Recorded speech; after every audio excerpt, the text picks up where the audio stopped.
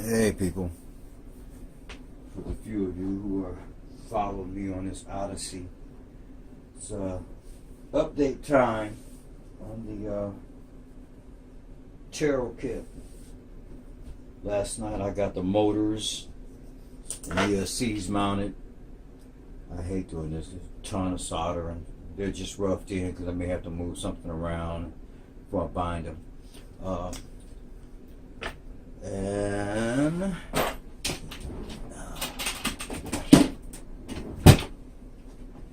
it's time for the next step.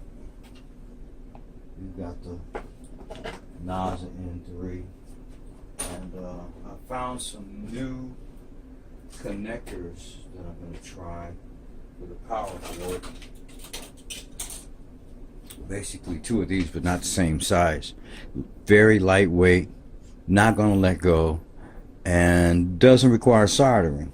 So that's the whole thing, because I hate having to pull out the soldering iron when there's a problem on the bird. It drives me nuts. That's why I've got contact blocks on both of those and on the bottom of this puppy here.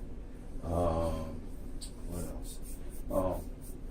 As you can see, the camera is steady. I'm actually using the phone. I've gotten over my hyperism from meeting Rich Duper Bash, Mr. Hot Car Guy out in Cali, and Brother Gary Baldwin from Killer Off Road Hobbyz. Meeting these people is something else. These guys have some mad skills, and mechanically this is fun because all this stuff on these little cars is almost identical to every race bike or race car I ever built. That's crazy. So it's really off the chain. Anyway, back to the game. So anyway, these guys are a plethora of information with RC cars, and the RC car thing is about the dogs, because I can't walk more than 50 yards walking a dog. I walk away from the door 50 yards and I'm hurting so bad I can't stand myself. The pain, especially if it's one of them days where I can't wear my prosthetics, it's insane. Anyway,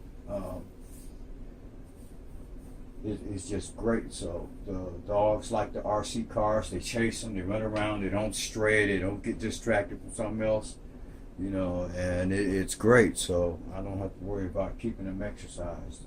I just have to buy something that won't tear up just from running around in the yard, especially if the dog snatches it when he does manage to catch it, because the ones I had were cheap, they weren't fast enough, because Bobo could catch a train if he wanted to. He's a bad animal.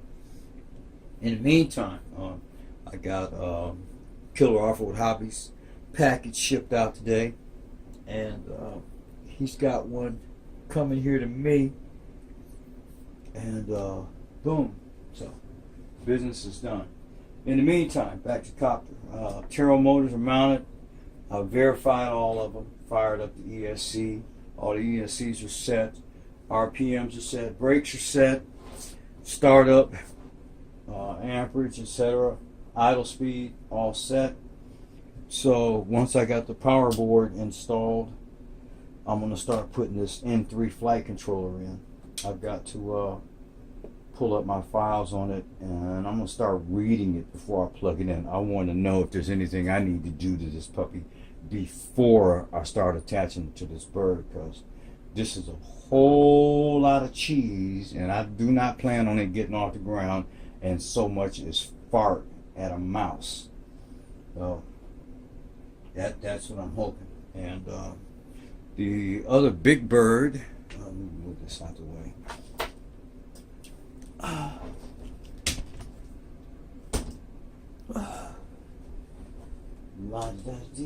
Whoa, that was almost bad. Picked that up a little too fast. Get this radio off of here.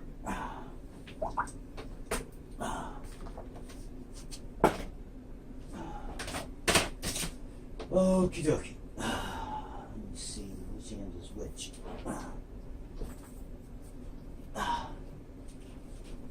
Girlfriend here.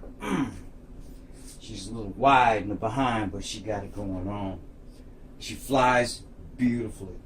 I did a test flight the other day for balance and gimbal operation, and I'm really having some stupid thoughts, because I actually flew this thing back there over the swamp through the trees where I did the marshland flight. It's almost like suicide taking a copter back there, because so much is touch a vine and you're done. But anyway, she performed well. The gimbal performed well. I got a little bit of jello. That Sony Alpha took a decent photo. I had the lens in manual, so it wouldn't be running in and out. And basically, I did the whole flight just panning and tilting the gimbal back and forth. So it really isn't still at all. It's not a video even worth uploading, because it was late in the day and you couldn't see much. But I could see that there was some jello. So I'm gonna change out some of the balls, the shocks on the gimbal mount, and do another flight. And the next flight, I'm going to post it, because I'm going to go ahead and post it. And I'm not about hiding my failures or my troubles, because somebody else might need to know, so that they don't do something. They can actually skip a step to get closer to where they want to be. But man, she flies sweet. And I don't know, a lot of people talk about, you ain't got to worry about balancing these cheap props. I can tell you the difference in the time before battery voltage warning from props being balanced to not balanced was 3 minutes. 3 minutes. Now, this thing weighs 10, 11 pounds, 4 something kilograms, whatever. And 3 minutes is a long time if you're 200-300 feet up with $1,000 camera, $500 or $1,000 gimbal, and the cost of the bird. 3 minutes can be like forever, because if you're 10 seconds from the ground in a straight up mode, that's 50 feet, and that's high enough to make everything on this bird useless on contact with the ground. With that said, balance your props.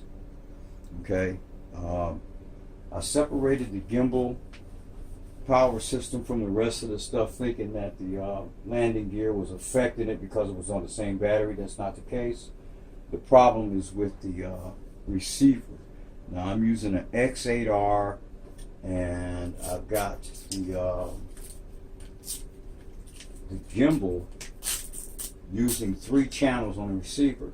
So what I'm getting ready to do is take those channels off of the gimbal and put them into the flight controller. I'm going to leave the roll on automatic, the yaw on automatic, and I'm going to put the roll in the tilt and run them through the flight controller to the radio. I don't think it'll make a whole lot of difference on time. The wiring harness, I was trying to avoid having this long wiring harness, because I'm like 2 inches short on these JR cables, and the next length I have is almost 10 inches long.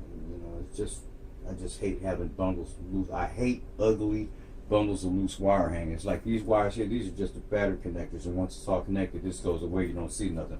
I do not like, I see pictures of guys' copters, and it looks like a bird's nest hanging there. I'm like, how do they deal with that? I can't handle that. Anyway, she's ready to go. So as soon as I can get the jello gone, boom, we have a winner. So then I got to put the landing gear on the other one and start the power harness. And when I get done with that, I'm going to hook up that N3 and get her ready to go outside and see what she does.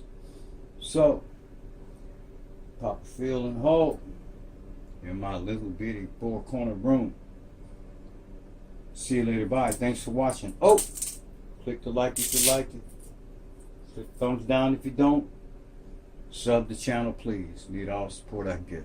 Thank you. See you later. Bye.